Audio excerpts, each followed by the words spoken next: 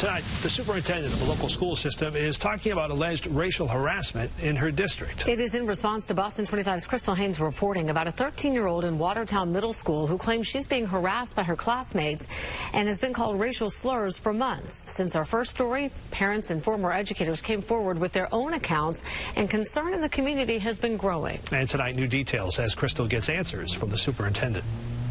Superintendent Dr. Deanne Galdston spoke with me about what the district plans to do about these allegations of bullying and race-based harassment as more parents come forward. But the N-word has been thrown around the middle school with no repercussions, and I'm infuriated. This January 2020 meeting of the Watertown School Committee is not the first time Maria and Guy Hinkson have called on school leadership for help with bullying and race-based harassment in their daughters' schools. The incident of civil rights violations that are occurring right now in our school system is intolerable. The Hinksons say their oldest daughter was bullied for more than 10 years for everything from her health to dating a boy of color.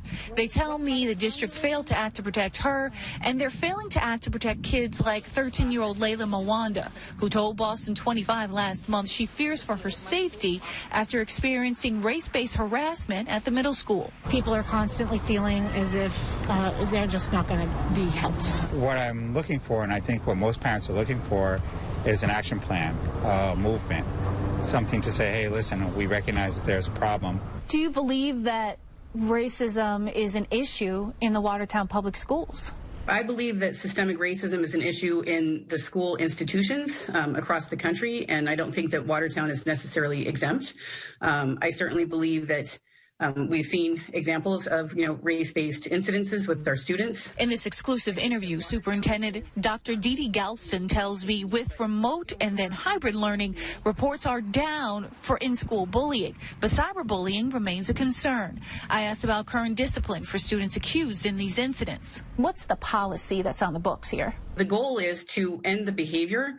And so really it's a two-part process. One is, of course, the consequences for the behavior.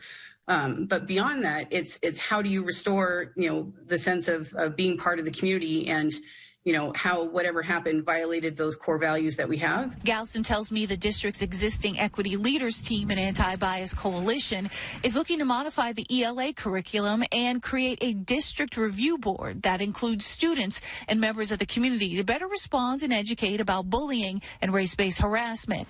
The district is also working to intensify their professional development, and they're conducting a full review of WPS policies. Many organizations try to hide these events and not use them as an opportunity to really bring about change and urgency. The district has brought in LaSalle University to conduct the administrative review. Claudia Rinaldi is the chair of the education department there. I do believe that engaging the students in discussion on an ongoing basis, even though it's hard for faculty, particularly when 90% of our teachers are white in our schools, it is important to think about how do we keep the conversation going? In response to community outcry, Dr. Galdston has agreed to hold a virtual forum to allow the community to speak out on Thursday. Reporting here in Watertown, I'm Crystal Haynes, Boston 25 News.